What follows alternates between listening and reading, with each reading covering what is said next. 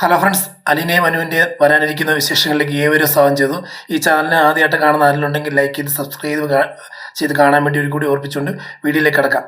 അങ്ങനെ നമ്മുടെ അലീന എല്ലാവരുടെയും കള്ളത്തരം പിടിച്ചു കഴിഞ്ഞു. നമ്മുടെ രാജപ്പൻ്റെയും പൗലോസിൻ്റെയും എല്ലാം കള്ളത്തരം പിടിച്ചിട്ടുണ്ട്. ആൻ്റണി സഹിതം ആൻ്റണി ഒരു വെറും പൈൻറ്റിന് വേണ്ടി മാത്രം വന്ന് കള്ളത്തരം കാണിച്ച് നമ്മുടെ ലാലിച്ചിനെ പറ്റിച്ചുകൊണ്ടിരിക്കുന്ന കഥ വരെ പിടിച്ചു. അപ്പം ഏറ്റവും കുറവ് കള്ളത്തരം കാണിച്ചിട്ടുള്ള ആൻ്റണിക്ക് വരെ ഇവിടെ നാണം കെട്ടൊരു പേരായിപ്പോയി. കാരണം തൻ്റെ മുതലാളിയുടെ മുമ്പേ തൻ്റെ മുതലാളിയുടെ മകളുടെ മുമ്പേ ഒരു ചുമേന്നേരം കയറി നിൽക്കാൻ പറ്റാത്ത ഒരു സാഹചര്യത്തിൽ നിൽക്കുന്ന ഒരു സാഹചര്യം നമ്മൾ കാണാം. കാരണം ഒരു പൈൻറ്റിന് വേണ്ടി നീ അച്ഛാ ഇനി പറ്റിക്കാൻ നിൽക്കരുത്, നിങ്ങൾക്ക് പൈൻറ്റ് കുടിക്കണോ അല്ലെങ്കിൽ മദ്യം കുടിക്കണോ തോന്നുവാണെങ്കിൽ എൻ്റെ അടുത്ത് വന്ന് പറഞ്ഞാൽ മതി, 200 രൂപ ഞാൻ തന്നേക്കാം എന്നുള്ള രീതിയിൽ അവഹേളിച്ച് വിടുന്നൊരു, അതായത് ഡയറക്റ്റായിട്ടും ഇൻഡയറക്റ്റായിട്ട് രീതി കുത്തുന്ന രീതിയിലാണ് കാണിച്ചത്. അപ്പം അങ്ങനെ അലീന 200 രൂപ കൊടുത്തു കഴിഞ്ഞപ്പോഴത്തേക്ക് ആൻ്റണിയുടെ മുഖഭാവം എല്ലാം മാറി അടികൊണ്ടതുപോലെ ആയത്. അപ്പോൾ അതെല്ലാം കഴിഞ്ഞപ്പോഴത്തേക്ക് ഇതെല്ലാം കണ്ടെന്ന് അവധിക്കുട്ടി അച്ഛൻ പിറ്റേ ദിവസം ചോദിക്കുന്നുണ്ട്, മോളെ ഇതുപോലെ തന്നെയാണോ നമ്മുടെ കൃഷിസ്ഥലത്തും, അതായത് തോട്ടത്തിൽ ഇത് തന്നെയാണ് അവസ്ഥ എന്ന് പറയാം.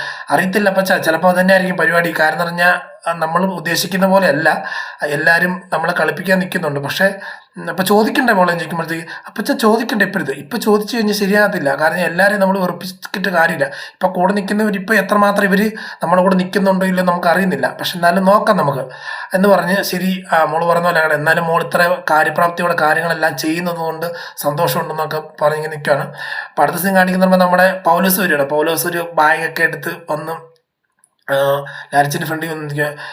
എന്താ പൗലോസ് കാര്യം ചോദിച്ചു, നീ വീട്ടിൽ പോകും അപ്പം ഇറങ്ങി അവിടുത്തെ പരിപാടിയെല്ലാം സ്റ്റോപ്പ് ആക്കുവാണെന്ന് ചോദിക്കുമ്പോഴത്തേ, അല്ല അച്ഛാ വേറൊന്നുമല്ല, എനിക്ക് വീട് വരുന്ന പോയിട്ട് വരണം. വരുമോ അപ്പം നീ ചുമ്മാ പറയുന്നതാണോ? അല്ല നിനക്ക് വിട്ടിട്ട് പോകണമെന്ന് വിട്ടിട്ട് പോകാം, എന്താണ് നിൻ്റെ അഭിപ്രായം? അല്ല ഞാൻ വിട്ടിട്ട് പോകുന്നതല്ല, എനിക്കൊരു 5000 രൂപ വേണം, ഞാൻ പോയിട്ട് ഉടനെ തന്നെ വരും, ഞാൻ അവിടെ തന്നെ നിൽക്കാൻ വേണ്ടി പോകുന്നതല്ല, ഞാനൊന്ന് ജസ്റ്റ് വീട്ടിൽ ആവശ്യത്തിന് വേണ്ടി പോകുന്നത്, അപ്പോൾ തന്നെ വരാമെന്ന് പറയും. ശരി എന്ന് പറഞ്ഞ് ഒരു 5000 രൂപ ലാലിച്ചിൻ്റെ അടുത്ത് കൊടുക്കുകയാണ്. അതായത് നമ്മുടെ സ്റ്റാൻഡിൽ എടുത്ത് കൊടുക്കുകയാണ്. അപ്പോൾ ആ ക്യാഷ് എടുത്ത് കൊടുത്തു കഴിയുമ്പോഴത്തേക്ക് കുറച്ച് അങ്ങോട്ട് പോയി കഴിയുമ്പോഴത്തേക്ക് നമ്മുടെ രായപ്പനെയും ബൈജുവിനെ കാണുക. അപ്പോൾ പോയിട്ട് വരുമോ എന്ന് ബൈജു ചോദിക്കുന്നത്, എൻ്റെ വട്ടി വരും എന്ന് പറഞ്ഞാൽ ഞാനിവിടുന്ന് ഇറങ്ങുന്നതേ, ഞാൻ പോകുമ്പോഴത്തേക്ക് പോകരുതല്ലോ, അല്ലെങ്കിൽ പോകരുതെന്ന് ചിലപ്പോൾ പറഞ്ഞു കഴിഞ്ഞാൽ എൻ്റെ മനസ്സ് ചിലപ്പോൾ അരിയുമല്ലോ. ആ ഒരു രീതി തന്നെയാണ് ഞാൻ പോകുന്നില്ല, ഇപ്പോൾ വരും എന്നുള്ള രീതി പറഞ്ഞത്. പക്ഷേ ഞാൻ പോകുക, ഇനി ഞാൻ മേലെ ഇങ്ങോട്ട് ഞാൻ വരും, ഇനി മേലെ ഞാൻ ഇങ്ങോട്ട് വരത്തില്ല എന്നെ പറഞ്ഞ് നിർത്തുവാണ്. അങ്ങനെ പറഞ്ഞിരിക്കുമ്പോഴത്തേക്ക് പറയാം, എടാ ബൈജു നിനക്ക് വേറെ പണിയില്ല, ഇവിടെ അടിച്ചു തൂങ്ങി കിടക്കാതെ, നിന്റെ ജോലി എന്ന് പറയുമ്പോൾ ഡ്രൈവറാണ്, ഇതിനെക്കാട്ടും നല്ല പണി നിനക്ക് വേറെ കിട്ടും. അതുപോലെ രായപ്പ നിൻ്റെ ഒരു കാര്യം, നീ എന്തിനീ പട്ടിയും പൂച്ചേനെയൊക്കെ വളർത്തിക്കൊണ്ടിരിക്കുന്നത്, നീ അവരെ വിട്ടിട്ട് മാറി, നീ വേറെ വല്ല കൃഷിപ്പണി എന്താ തോട്ടപ്പണി വല്ലതും ചെയ്ത് നീ ജീവിക്കടാ എന്നുള്ള രീതി പറയുവാണ്. ഇനി മേലെ ഇവിടെ നിൽക്കരുതെന്നൊക്കെ പറഞ്ഞ് അവരെയും ഇല്ലാതാക്കിക്കൊണ്ട് പറഞ്ഞിട്ട് ഇപ്പം അതവിടെ പൗലോസ് പോവാണ്. അടുത്ത സീൻ കാണിക്കുമ്പോഴത്തേക്ക് മുറ്റത്തൊരു ഭയങ്കര സൗണ്ട് കേൾക്കുന്നു. അതായത് കുറേ വണ്ടികൾ വന്ന് നിൽക്കുന്നതിൻ്റെ സൗണ്ട് കേൾക്കുന്നുണ്ട്. വണ്ടി വന്ന് നിൽക്കുമ്പോൾ സൗണ്ട് കേൾക്കുമ്പോൾ ഓടിച്ചെന്ന് അത് കുടിച്ച് നോക്കുന്നു. അപ്പോൾ അത് കുടിച്ച് ഇങ്ങനെ നോക്കുമ്പോഴത്തേക്ക് വണ്ടി നിൽക്കുന്നു. അതിൻ്റെ പോലെ തന്നെ ഇപ്പുറത്ത് നമ്മുടെ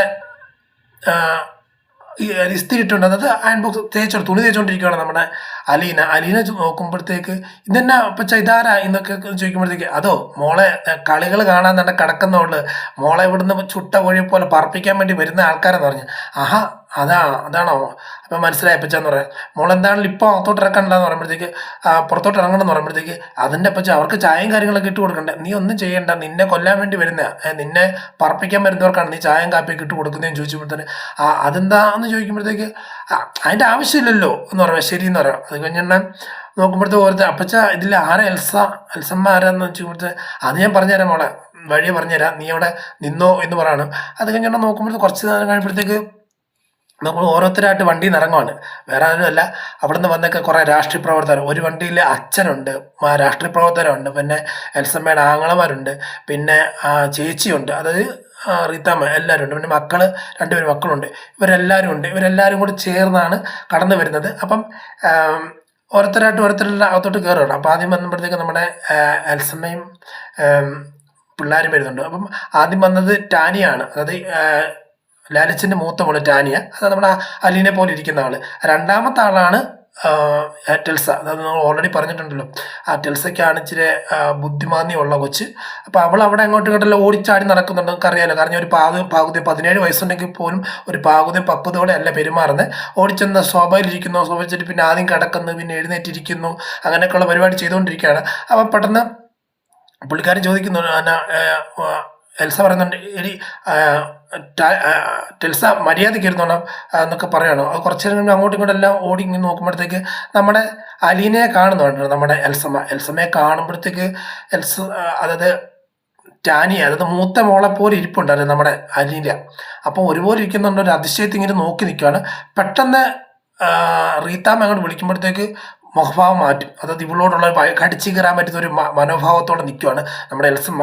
പക്ഷെ ഒന്ന് തിരിച്ച് പറയാൻ, ഒന്ന് എതിർത്ത് പറയാൻ പറ്റാത്തൊരു സാഹചര്യത്തിൽ നിൽക്കുന്ന അവസ്ഥയാണ് എൽസമ്മ. കാരണം ഞാൻ എൽസമ്മയ്ക്കെന്നല്ല, ആങ്ങളമാർക്കെന്നല്ല, ആർക്കും നമ്മുടെ സ്റ്റാൻലി അതായത് ലാലിച്ചിനെയും അവിടുത്തെ പട്ടികളെ ഭയങ്കര പേടിയാണ്. അപ്പം അങ്ങനെ നിൽക്കുന്നതുകൊണ്ട് യാതൊരു കാരണവശാലും ആരും എതിർത്ത് അലീനയോടോ അവതക്കുട്ടിച്ചാനോ അവിടുത്തെ ജോലിക്കാരോട് പോലും എതിർത്ത് പറയാനുള്ള ഒരു ചങ്കൂറ്റം ഇല്ല എന്ന് തന്നെ പറയാം. അപ്പം അങ്ങനെ പെട്ടെന്ന് അങ്ങനെ നിൽക്കുമ്പോഴത്തേക്ക് റീത്താമ്മ വന്നിട്ട് പറഞ്ഞ്, കണ്ടല്ലോ പോകാം എന്നുള്ള രീതിയിലൊരു റീത്താമ്മ എൽസമ്മേനെ വിളിച്ചുകൊണ്ട് പോകാനുള്ള രീതിയിൽ അപ്പം അങ്ങനെ ഇറങ്ങിപ്പോവാണ്. അങ്ങനെ ഇറങ്ങിപ്പെടുമ്പോൾ കുറച്ച് കഴിയുമ്പോഴത്തേക്ക് നമ്മുടെ റീത്താമ്മല്ലേ അകത്തോട്ട് തന്നെ നമ്മുടെ അലീന അകത്ത് തന്നെ ഇരിക്കുകയാണ്. ഉടനെ ആ ഒരു വാതിൽ തുറന്ന് പതുക്കെ, അതായത് ക്ലിക്ക് എന്ന് പറയുന്ന സൗണ്ടൊക്കെ കേൾക്കും. അപ്പോൾ ആ സൗണ്ട് അതിന് സൗണ്ട് കേട്ടതിന് പുറകെ വാതിലിൻ്റെ കുറ്റി തുറന്ന് അകത്തോട്ട് കയറുവാണ് നമ്മുടെ ടെൽസ. അടുത്ത് വന്നിട്ട് ചോദിക്കുക, അലീന ചേച്ചി അല്ലേ എന്ന് ചോദിക്കണേ. അതെ എന്ന് പറയുമ്പോൾ, എനിക്കറിയാം എന്നുള്ളത്. അതായത് കൊച്ചിന് ബുദ്ധിമാന്യം ഉണ്ടെങ്കിൽ പോലും കുറച്ച് കാര്യങ്ങളൊക്കെ തിരിച്ചറിവും കാര്യങ്ങളൊക്കെ ഉണ്ട്. അപ്പം നേരെ വന്നിട്ട് അലീനയുടെ കയ്യിലൊക്കെ കയറി പിടിക്കുകയാണ്. അലീന ചേച്ചി അല്ലേ എന്നൊക്കെ ചോദിച്ചുകൊണ്ട് നമുക്ക് ഭയങ്കര ഒരു സന്തോഷം. അപ്പം മാത്രമല്ല ഈ കൊച്ചിനെ കെട്ടിപ്പിടിക്കുകയാണ് നമ്മുടെ അലീന. കാര്യം എന്ന് പറഞ്ഞാൽ നോക്കുമ്പോഴത്തേക്ക് മുടിയൊക്കെ വല്ലാത്ത രീതി കിടക്കുന്നു, അത് അഴിഞ്ഞ് താഴെ കിടക്കുന്നത് നല്ല രീതിയിൽ ഒരു ഒതുക്കി വെച്ചുകൊണ്ടുള്ള ഒരു നടത്തമല്ല. കാരണം ഒരു ബുദ്ധിയില്ലാത്തൊരു കൊച്ചാന്ന് പറയുന്ന രീതിയിലുള്ളൊരു നടത്തമാണ്. അപ്പോൾ അതൊക്കെ കാണുമ്പോഴത്തേക്ക് അലീനയുടെ കണ്ണൊക്കെ നിറഞ്ഞു. അതായത് സ്വന്തം അനീത്തിയല്ലേ, അതായത് ഒരപ്പൻ്റെ മക്കളല്ലേ. അപ്പോൾ ആ അനീത്തിക്ക് ഇങ്ങനെ വന്ന അവസ്ഥ വന്നപ്പോഴത്തേക്ക് ഉണ്ടായ ഒരു സിറ്റുവേഷൻ. കാരണം ഇതുപോലെ തന്നെ പല കുട്ടികളും അനാഥാശ്രമത്തിൽ നടക്കുമ്പോഴത്തേക്ക് ഉണ്ടായ അവസ്ഥകൾക്ക് എല്ലാവർക്കും അറിയാം. കാരണം ഇത്രയും വർഷം ഈ 17 വയസ്സ് വരെ കൊച്ചു ജീവിച്ചേണ്ട രീതി എങ്ങനെയായിരിക്കും, കാരണം ആ അനുഭവങ്ങളൊക്കെ നമുക്ക് അറിയാൻ പറ്റും എന്നുള്ള ചിന്താഗതിയിലാണ് അലീന ഇങ്ങനെ തൻ്റെ സ്വന്തം അനിയത്തിനെ എങ്ങനെ കെട്ടിപ്പിടിച്ച് തലോടിക്കൊണ്ടിരിക്കുന്നത്. ഉടനെ അവൾക്കും ഭയങ്കര സന്തോഷമാവുന്നുണ്ട്. കാരണം നമ്മുടെ ടെൽസയ്ക്കും സന്തോഷമുണ്ട്. അപ്പം തന്നെ പെട്ടെന്ന് അവിടെ നിന്ന് റീത്താമ്മ വിളിച്ച ടെൽസ എന്ന് പറഞ്ഞ് വിളിക്കണം. ആ വിളി കേട്ട് പെട്ടെന്ന് ചാടി ഇറങ്ങുവാണ്.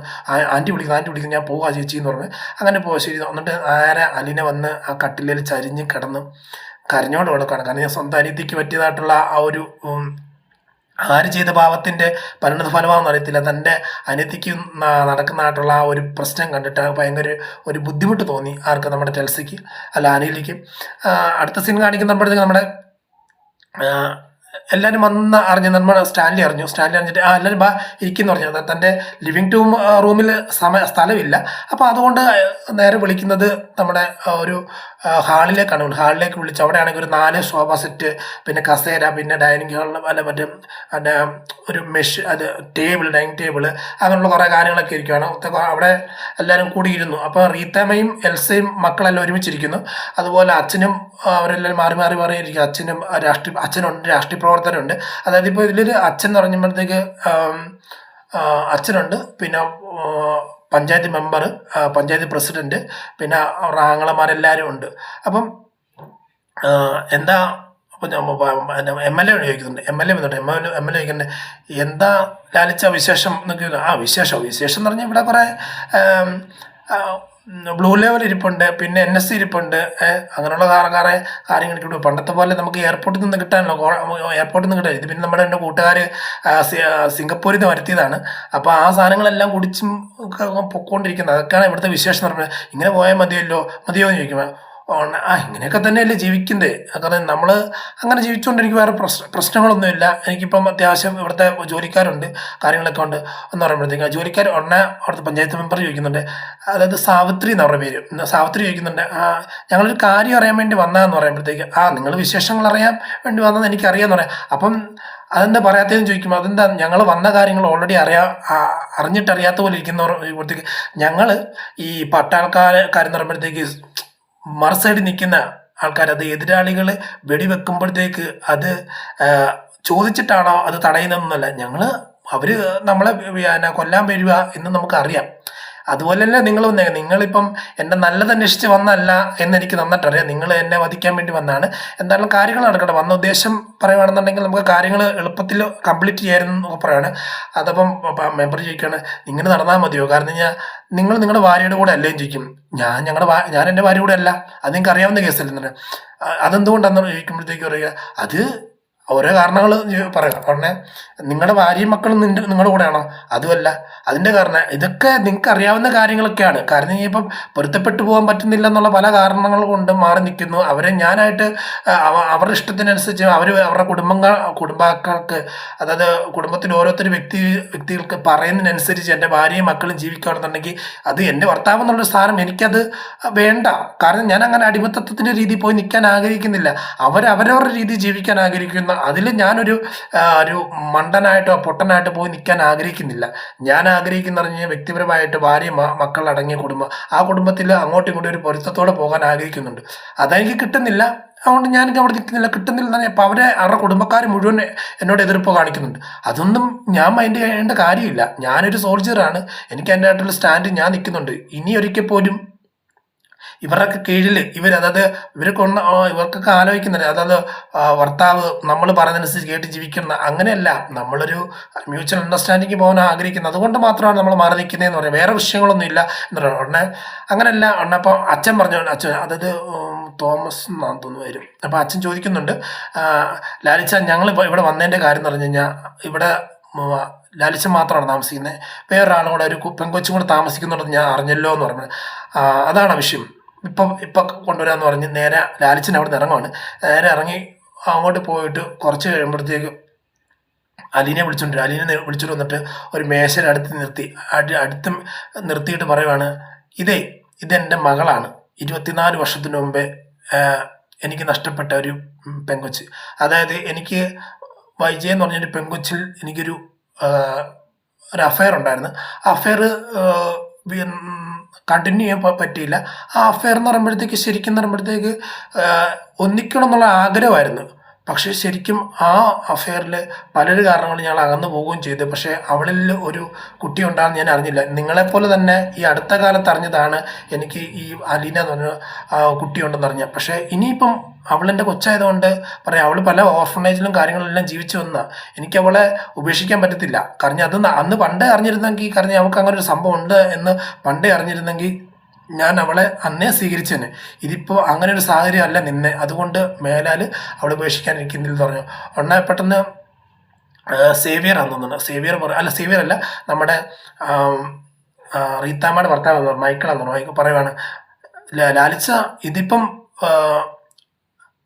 അവർ ഓർഫണേജിലൊക്കെ അല്ലേ ജീവിച്ചത്, അതുകൊണ്ട് ഇപ്പം അവിടെ തന്നെ ആക്കിയേക്കുന്നില്ല എന്നെ വിഷയിരിക്കുന്നത് എന്ന് ചോദിക്കുമ്പോഴത്തേക്ക് എൻ്റെ കൊച്ച് 10-24 വർഷം ജീവിച്ചത് മതി. ഇനിയിപ്പം അങ്ങനെ ഒരു സാഹചര്യത്തിൽ ഇനി അവൾ ജീവിക്കണ്ട. എനിക്കത് ആവശ്യത്തിന് സ്വത്തുണ്ടല്ലോ, അവൾ ഇവിടെ എവിടെയെങ്കിലും കഴിഞ്ഞു കൊടുക്കോട്ടെ. അവൾ ഞാനിപ്പം ഇരിക്കുന്നത്, നിങ്ങളെന്തിനാ ഇതിനകത്ത് ഇടപെടുന്നത്? ഉടനെ പഞ്ചായത്ത് പ്രസിഡന്റ് ചോദിക്കുന്നുണ്ട്, അതങ്ങനെയല്ലോ, നിങ്ങൾ കൊച്ചിൻ്റെ മക്കളുടെ കാര്യം എന്ന് പറയുമ്പോഴത്തേക്ക് അവർ നിങ്ങളുടെ സ്വത്തും കാര്യങ്ങളെല്ലാം അവർക്ക് അവകാശപ്പെട്ടതല്ലേ. ഇപ്പോൾ വേറെ പുറത്തുനിന്നൊരു പെൺകൊച്ച് പെട്ടെന്ന് വന്നിട്ട് ഇതിൻ്റെ അവകാശികളാണ് എന്നൊക്കെ പറയുമ്പോഴത്തേക്ക്, അല്ലെങ്കിൽ അവകാശികളാണെന്ന് ആരും പറഞ്ഞില്ല, അല്ല അവർക്ക് വീതം വെച്ച് കൊടുക്കേണ്ട ഒരു സാഹചര്യം വരുമ്പോഴത്തേക്ക് ഭയങ്കര ബുദ്ധിമുട്ടാണല്ലോ എന്ന് പറയുമ്പോഴത്തേക്ക് സ്റ്റീഫനും സേവിയറും എല്ലാം ചോദിക്കുന്നുണ്ട്, നിങ്ങൾ ഇപ്പം പറയുന്നുണ്ട് ഇങ്ങനൊരു അഫെയർ ഉണ്ടെന്ന് പറഞ്ഞുകൊണ്ട്, ഇനിയിപ്പോൾ നിങ്ങളുടെ ജീവിതത്തിലേക്ക് എത്രയൊക്കെ അഫെയർ കടന്നു വരാനിരിക്കുന്നു. അപ്പോൾ ഇപ്പം നമ്മൾ ഒരു കൊച്ചി, ഇപ്പം ഒന്നാമത്തെ നിങ്ങൾ സോൾജിയറും കൂടെ ഒരുപാട് സ്ഥലത്ത് പോവുകയും കാര്യങ്ങളൊക്കെ ചെയ്തുകൊണ്ട് ഒരുപാട് പിള്ളേരും ഭാര്യമാരും പിന്നെ കവിമാരെല്ലാം അവകാശം പറഞ്ഞു വരുന്നുണ്ട്. ഒരു കാര്യം ചെയ്യണം, ഇവിടെ 5 രീതിയിൽ 5 രീതിയിൽ സ്വത്ത് ഭാഗം വെച്ച് വേണം. അപ്പം 4 മക്കൾക്കാന്ന് പറയുമ്പോൾ അപ്പം സ്റ്റാലിനിക്കും അപ്പം ഈ ഒരെണ്ണം ആക്കാം അത് സ്റ്റാലിനിക്കോ ഓഹോ എനിക്കോ അതിപ്പോൾ എനിക്ക് ഈ സ്വത്ത് വേണോ വേണ്ടയോ അത് മാത്രമല്ല ഈ സ്വത്ത് ഭാഗം വെക്കണോ വേണ്ടോ എന്ന് ഞാനാ തീരുമാനിക്കുന്നത്, അത് നിങ്ങളല്ല തീരുമാനിക്കുന്നത് പറയുമ്പോഴത്തേക്ക് പറയുവാണ് അതെ ഈ നാട്ടിലൊരു സ്റ്റീവൻ പറയണ ഈ നാട്ടിലൊരു നാട്ടാചാരമുണ്ട്. അതായത് ഒരിക്കൽ പോലും നമ്മുടെ ജീവിതത്തിൽ അല്ല നമ്മുടെ മക്കൾക്ക് നമ്മുടെ സ്വത്ത് അവകാശം ഉള്ളതാണ് എന്ന് അറിയാമല്ലോ, അതെന്തുകൊണ്ടപ്പോൾ നീ കൊടുക്കുന്നില്ലെന്ന് പറഞ്ഞത് അതൊക്കെ അവിടെ സമയം വരുമ്പോഴല്ലേ, എൻ്റെ സമയം വരുമ്പോൾ അല്ല എനിക്ക് എൻ്റെ മക്കൾക്ക് കൊടുക്കണോ വേണ്ടോ എന്ന് ഞാൻ ആവശ്യത്തിന് അല്ല ഞാൻ തീരുമാനിക്കും. മാത്രമല്ല ഇപ്പം എൻ്റെ മക്കൾക്ക് എൻ്റെ ടാനിയക്കാട്ടെ ടെൽസയ്ക്കാട്ടെ അവരവരുടെ ആവശ്യങ്ങൾക്കനുസരിച്ച് ഞാൻ ചെയ്തു കൊടുക്കുന്നുണ്ട്. അവരുടെ പഠിത്തം അവരുടെ ഭക്ഷണം അവരുടെ ജീവിത രീതി എല്ലാവർക്കും തക്കതായിട്ട് രീതി ചെയ്തു കൊടുക്കുന്നുണ്ട്. ഞാൻ ഒരിക്കലും പിള്ളേരെ മാറ്റി നിർത്തിയോ കാര്യങ്ങളെല്ലാം ചെയ്യുന്നില്ല. ഇനി പിന്നെ ഇവിടെ നിൽക്കുന്ന ഇതെൻ്റെ മോളാണ്, മോളെ നീ പൊക്കോ ബാക്കി കാര്യം ഞാൻ ഏറ്റ്, ഇവിടെ ഒരുത്തനും നിന്നെ ഒന്നും പറയത്തില്ല ഒന്നും ഇല്ലെന്ന് പറയുമ്പോഴത്തേക്ക് ഇതെൻ്റെ മകളാ എന്ന് പറഞ്ഞ ആ സമയം മുതൽ കരച്ചിൽ തുടങ്ങിയാണ് നമ്മുടെ അലീന ആ സമയത്ത് ഇങ്ങനെ ആലോചിക്കുന്നുണ്ട് എൻ്റെ പപ്പ ഒന്ന് കെട്ടിപ്പിടിച്ചും കൂടെ ഇരുന്നിരുന്നെങ്കിൽ എന്ത് സന്തോഷമായിരുന്നു. കാരണം ഞാൻ അത്ര ഒരു സോൾജിയർ എന്ന് മാത്രമല്ല ചങ്കൂറ്റത്തോട് നിന്ന് സംസാരിക്കുകയാണ് എൻ്റെ മകളാണെന്നല്ലോ എന്ന് പറയുമ്പോഴത്തേക്ക് അത്ര രീതിയിൽ നല്ല ലാലിച്ചൻ അങ്ങനെ ചങ്കൂരത്തോടെ പറയുന്നത് കേട്ടിട്ട് അങ്ങനെ സന്തോഷത്തോടെ നിൽക്കുകയാണ്. അപ്പം ലാലിച്ചൻ പറഞ്ഞ പോലെ ഇറങ്ങിപ്പോകുമ്പോഴത്തേക്ക് അവർ പറയാം നീ കുറച്ച് കാര്യങ്ങൾ ചോദിക്കണ്ടേ, ആരൊക്കെ എന്തൊക്കെ കാര്യങ്ങൾ എന്നോട് ചോദിക്കും ഞാൻ പറയാം, കാരണം എൻ്റെ മോളെ കുറിച്ച് ഞാൻ പറയാം എന്ന് പറയുമ്പോഴത്തേക്ക് അപ്പം ഓരോരുത്തർ പറഞ്ഞു തുടങ്ങി. അപ്പോഴത്തേക്ക് അവൾ ഇറങ്ങിപ്പോകുന്നുണ്ട്, നമ്മുടെ അലീന ഇറങ്ങിപ്പോകുന്നുണ്ട്. അത് കഴിയുമ്പോഴത്തേക്ക് കാണിക്കുന്ന സീൻ നമ്മളത്തേക്ക് ഇനി മേലാൽ എൻ്റെ കാര്യത്തിൽ ഇവിടെ കയറി വന്ന് ആവശ്യമില്ലാത്ത രീതി ചോദ്യം കാര്യങ്ങളൊക്കെ വന്നു കഴിഞ്ഞാൽ ശരിയാകത്തില്ല എന്ന് പറയുന്നുണ്ട്.